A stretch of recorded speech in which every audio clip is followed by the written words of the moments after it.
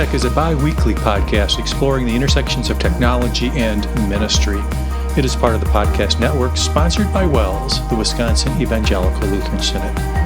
Our show today is hosted by Martin Spriggs and Sally Draper.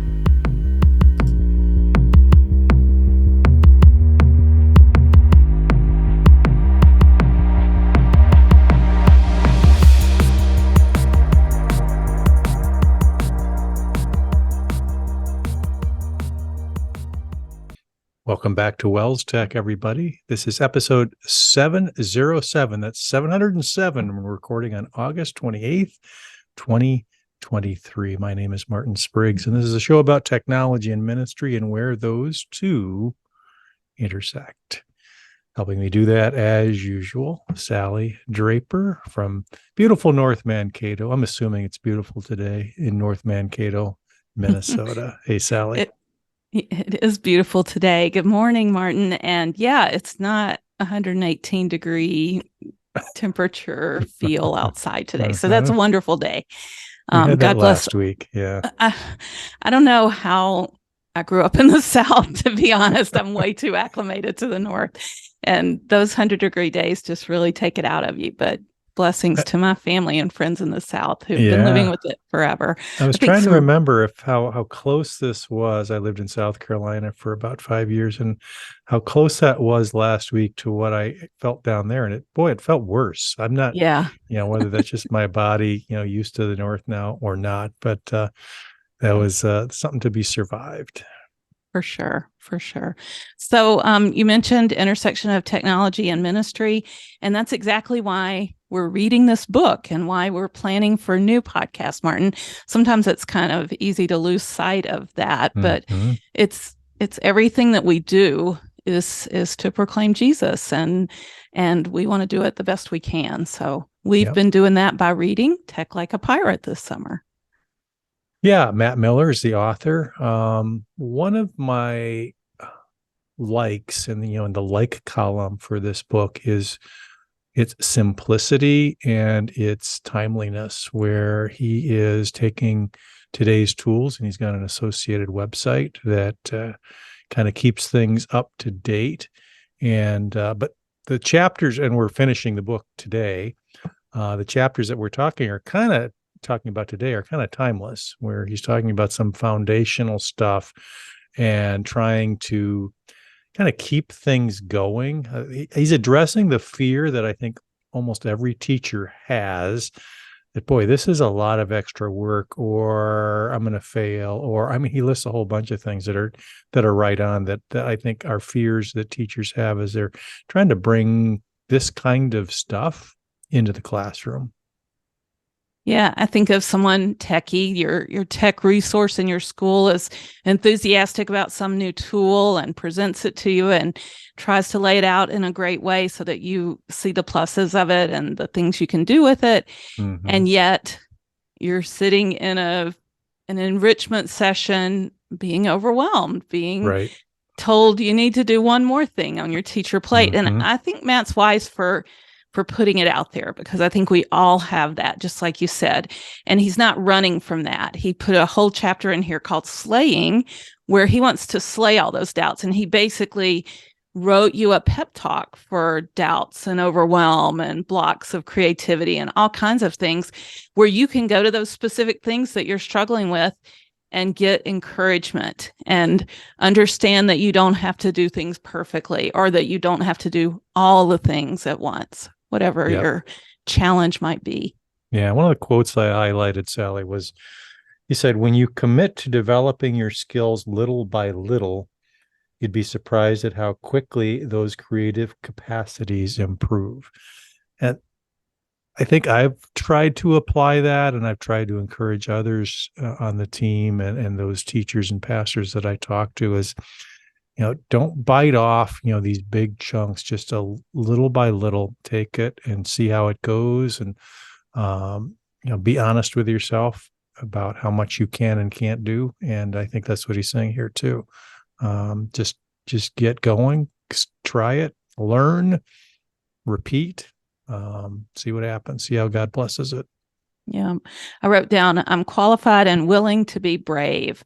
Kind of thought of Joshua going into the promised land. Like, Hmm. just do it. Just go for it. Your best friend, Jesus, your brother, is right there with you. And there's nothing that can touch you. You're his, and you can try things with freedom. Yeah. So, One of the interesting phrases that I hadn't heard before in this chapter was what he calls the perfect day, and how you recover the next day when the next day is not as perfect.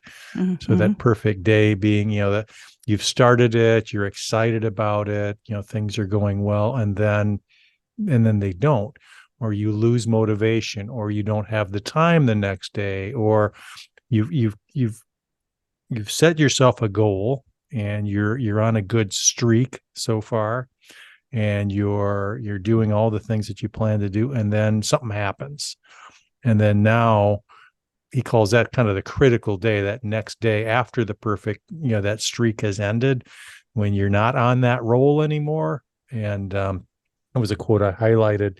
He said it according to John Acuff, which is a book that he's quoting, taking the first step is much easier than dealing with the day after perfect. The day after perfect comes when you hit a snag.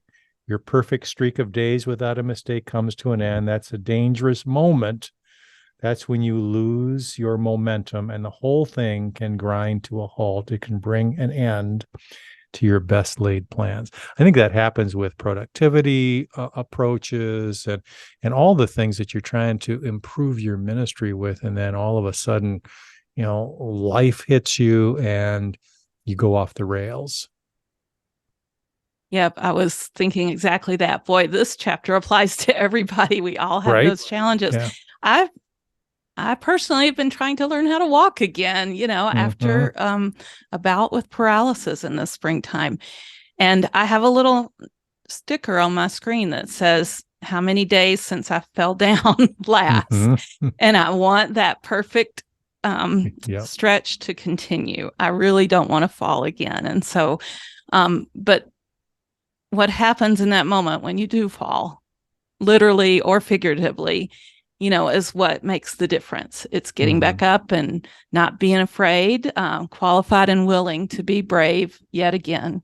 Right. So, very And true. that's in this section he was talking about momentum and how easy it is to lose it and how important it is to get it back. And that applies here to Tech Like a Pirate, where you're going to stumble, you're going to fall, there's going to be bad days that hit, and it's what you do with that counts. And there's a lot of stuff going on in a classroom, and to try and implement some of these things, it is not easy. Right. And Has to be well thought fortunately, out. he makes it. I think he's given some great resources. And another nice thing is he's using tools that maybe a lot of our teachers are already using. It's not that you have to learn a lot of new things. It's just kind of thinking about different ways you can use existing tools, especially like Google Docs and slides and those kinds of things, and other similarly fairly easy tools to use. He's not talking about learning that's going to take a month, 5 months just to learn the tool. These are things that are fairly easy to pick up.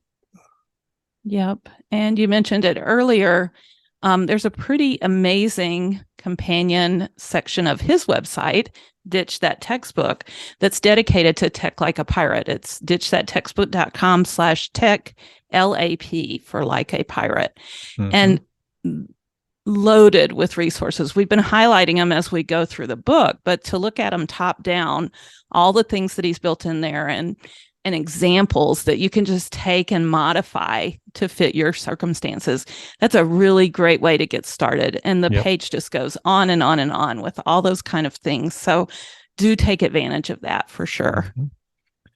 One final quote, and this is from the last chapter, the wrap-up chapter, where he's talking about taking the Maverick Teacher Pledge. We'll explain that in a second.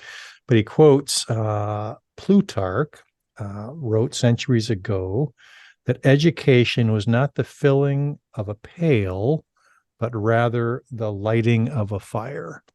And I think that really, that goes for both teacher and student. as you want to get into more of this stuff, it's more just kind of the passion and the drive and the motivation to do these things, rather than I've got to learn all of this stuff from A to Z before good things are going to happen. It doesn't work that way. Right. Sometimes good things really surprise you and just kind of take off Hmm. on their own, and Yeah. you just get it sparked, and away they go. Yeah. Reminded me of spreading the gospel, Martin. There's so many connections. So Right. anyway, yeah, back to that Maverick teacher pledge. I thought this was super cool what he did here, and I'm pretty Hmm. on to him as far as the technology he used. Let's see if I can share my screen one more time. Basically, he put together a Google form.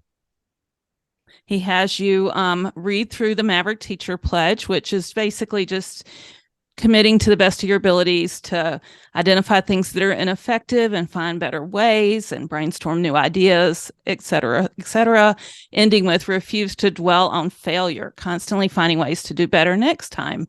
And if you agree with that, you can put your name and date and email address in, and he asked optionally for where you're located, just out of curiosity to see where people are. But it basically will generate a certificate for you that you can Hmm. hang up in your classroom that reminds you of your commitment to trying new things and not being afraid of failing and stuff, which is pretty cool stuff. There's ways to do that with different plugins with Google Forms Right. to take the information that's submitted and integrate it into a document and send it off as a PDF or whatever. I'm actually doing that right now.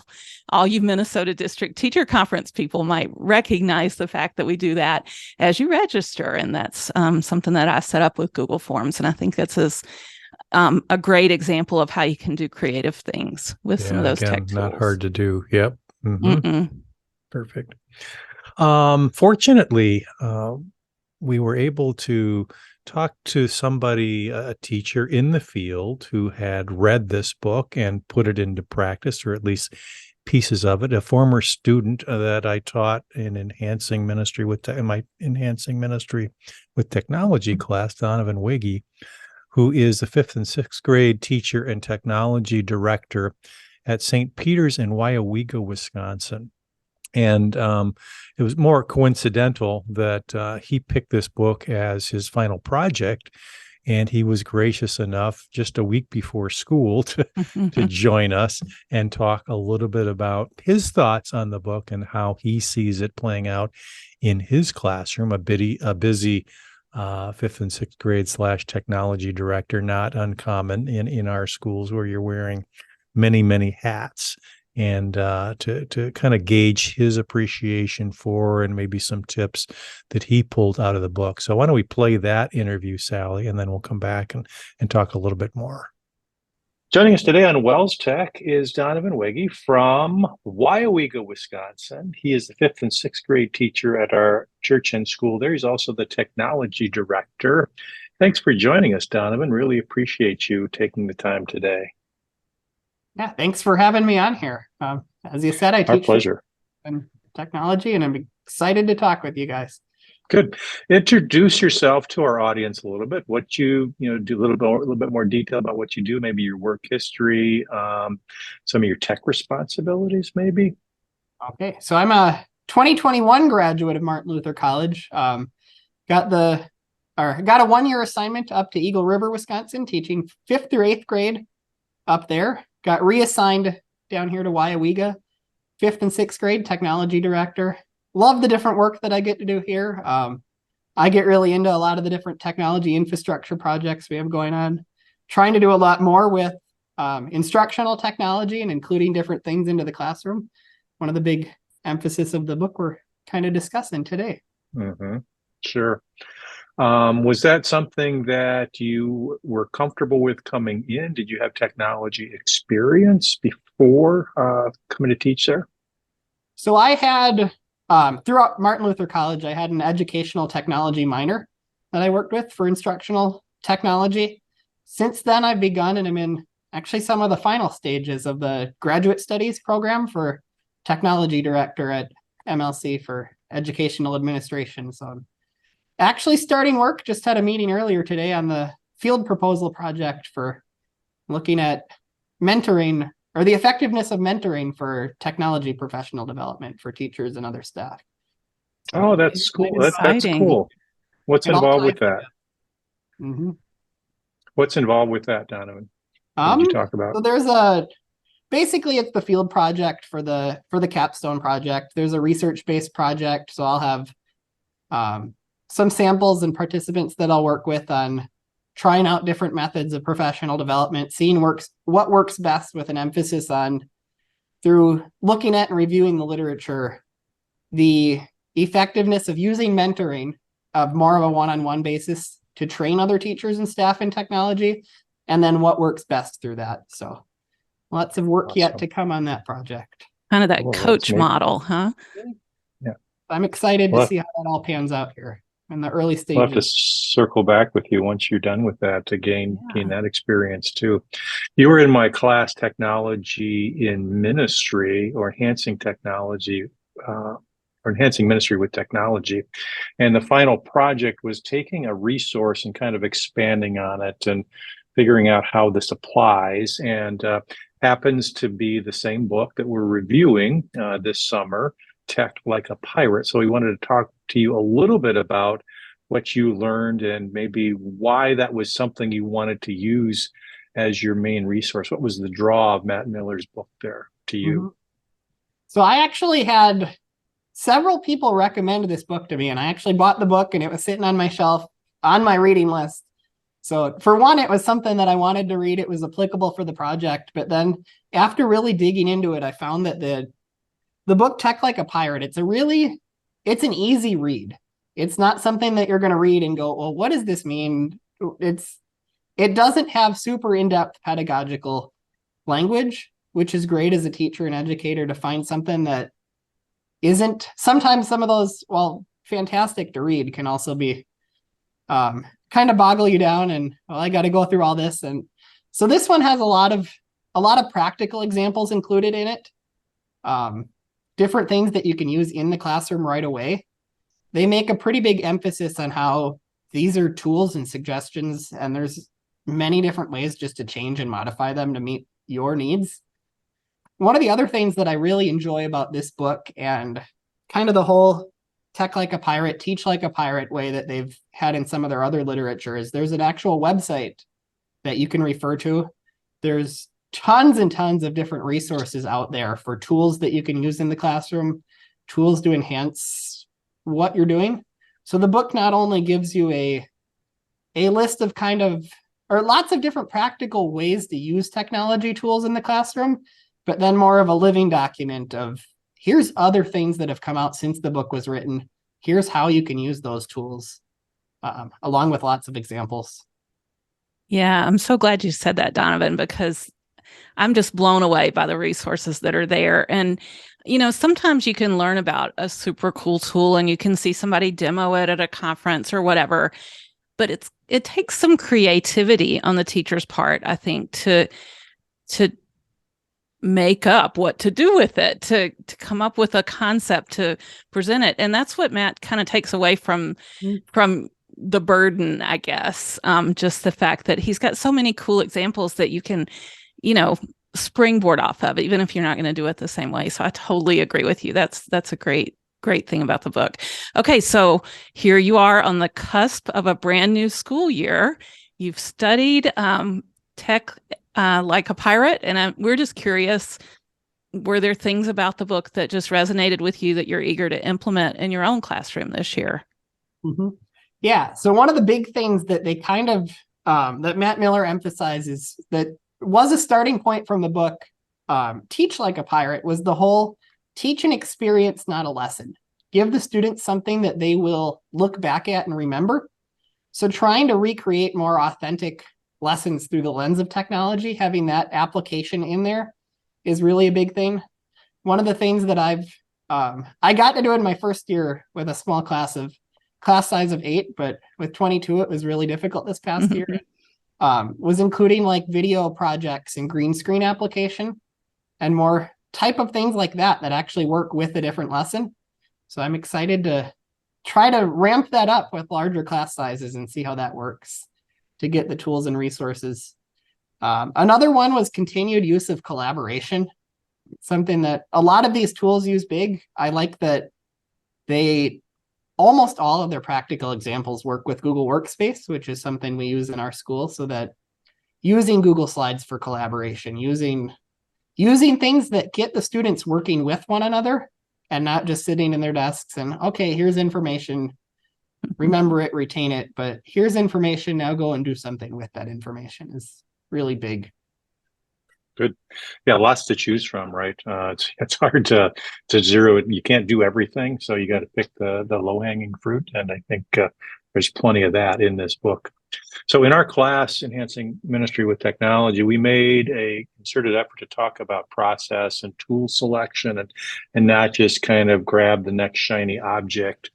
How do you now approach tool selection and then the implementation in your classroom, and maybe even down to, and this gets back to your mentoring, how do you share it with your other faculty members at this point? What does that look like for you in your school setting?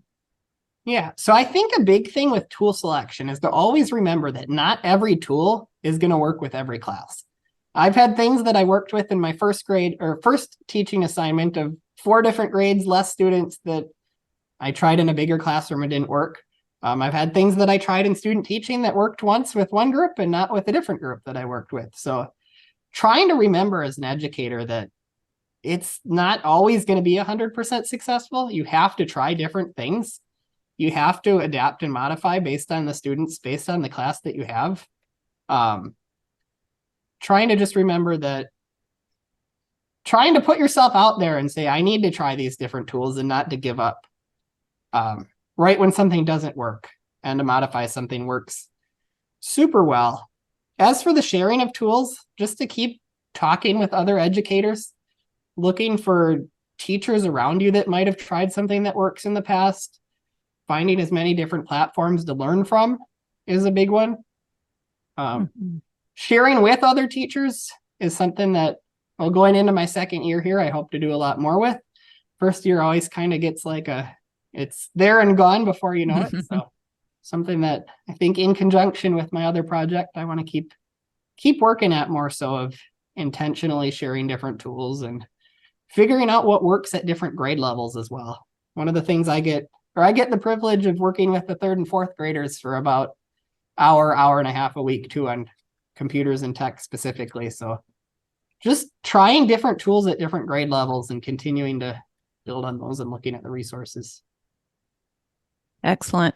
So besides the book, are there other sources and things that you rely on for educational technology in your school? So I guess aside from the book, they have their blog and website, which is a great resource. Some of the other ones that I like to look at, one for me that's kind of big, is just browsing the Teachers Pay Teachers page. They've got tons of different resources out there. And it doesn't even need to be you're going to find a resource, you're going to buy it. Even just if you're going through there saying, well, what different things are out there and available? How could I take some of these ideas that I've learned and recreate them in my own classroom to fit what works with my students and what works at our school setting? So browsing those types of resources, whether it be actually finding something you like and purchasing it, or using it and changing it and recreating something to fit my own classroom.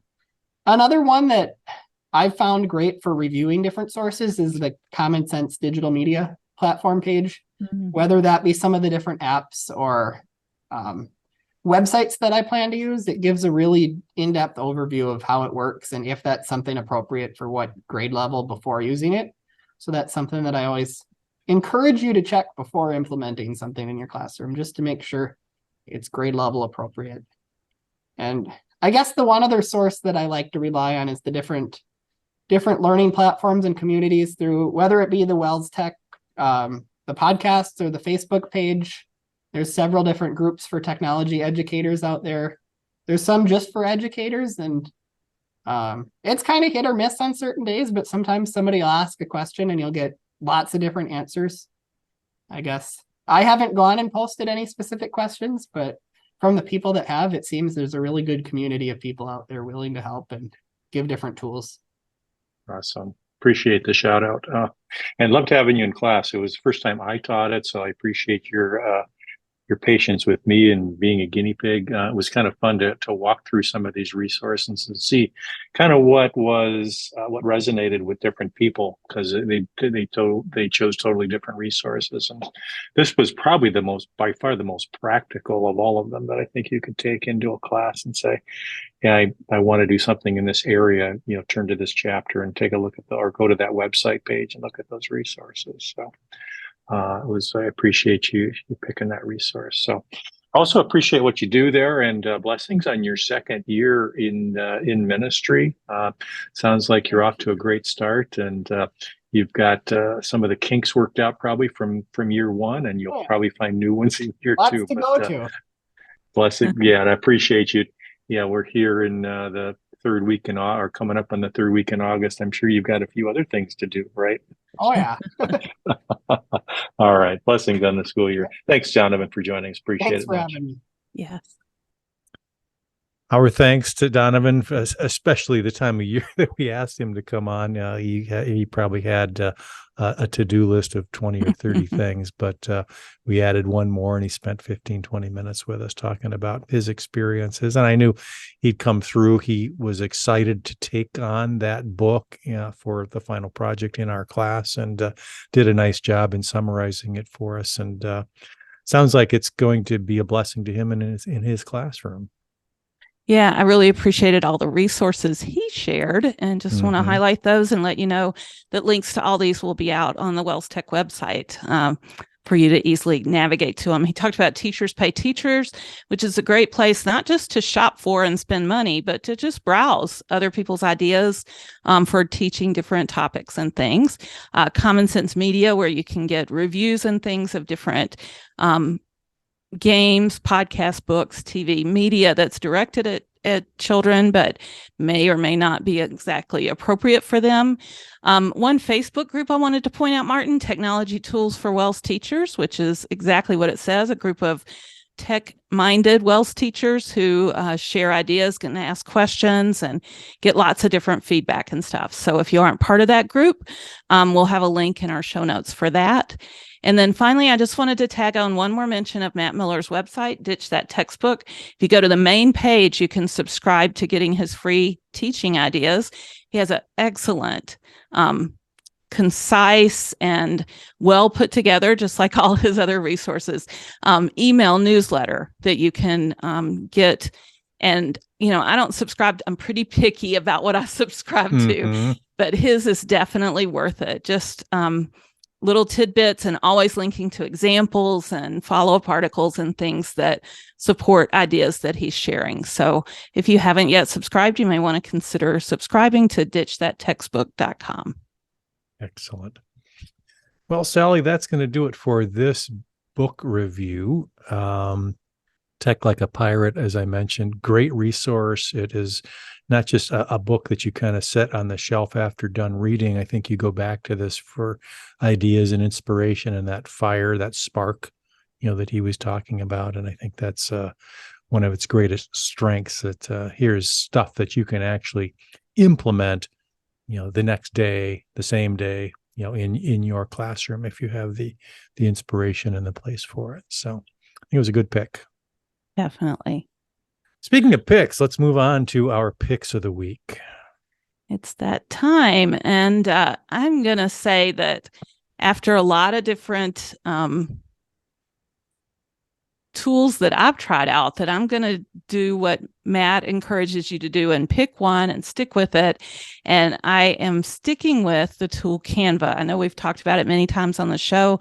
There's lots of different options you can go with for graphic design and things of that nature. And Canva just has a really professional interface. They have all the tools available to you. You can easily pick a template from them and know that it's going to be really professional. One thing they've added recently is down here in the apps area, where you can actually get an app called Text to Image, and it will do AI creation of imagery for you, just by typing in a description and kind of what kind of style you want, that kind of thing. I typed in dreamy tech in the elementary classroom, and I got these different images that I could make use of on my Canva projects. So it looks a little cartoony or whatever. This the one I'm covering up is actually an image that I used for a recent show that I generated with the AI there. But that's just one piece of the puzzle of Canva. It's very robust, and it has lots of sizes and things already prepared for you if you're trying to do different types of imagery. It even has a website generator. And Martin, I noticed recently that our friend Grace Ungmak, her website is created with Canva. So here's an example of someone that's using Canva for a very professional looking website, and something that any of us would be proud to show as our website or whatever. And it's designed with Canva. And the way I can tell is it has my Canva site in the URL, but I do believe you can buy and associate domain names to your Canva website as well. So that's just another thing that Canva can do for you. I think it's good for presentations and all kinds of things. So like I said, kind of following his lead and focusing on one particular tool, that's what I'm going to choose for my design needs moving forward, is canva.com. Nice. I did not know they had that website option. I have to explore that a little bit more. Interesting. Very interesting. All right. My pick is not nearly as fun as yours. I'm going to go back to password managers. And I'm sure there's many out there, not many. I'm sure there's some out there that love this category of tools. We've talked about password managers in the past. LastPass has had all kinds of problems, and that was kind of our recommendation and the thing we were using here in the Synod office for many years. But we've switched after some of the breaches that they had, and the actual tool that we went with was a tool called Vault Warden, which is an open source product. It has a paid for or freemium option called Bitwarden. You'll find that in the App Store and such. The reason I'm recommending this Vault Warden is that I know there are some out there who have the technical appetite to run their own applications and servers, and Vault Warden is something free open source that you can install on your own servers. It has a Docker image if you want to use that, and you basically have your own little password manager, and it's got all the same features as, let's say, LastPass has, where you can share passwords, you can generate passwords. It also has passkey support, which is kind of nice. That's the new evolution of passwords is passkeys. We've talked about that in the past. If you want, or you don't want to install your own server, Bitwarden is the way to go, I think, or something to consider. And that is a paid for if you want to get some of the Teams sharing features, which is I think one of the kind of killer features within password managers is the ability to share passwords securely with maybe another member of your team, faculty, whatever. $3 per person per month, not bad functionality, and you get a lot of additional features like emergency access and authentication, those kinds of things.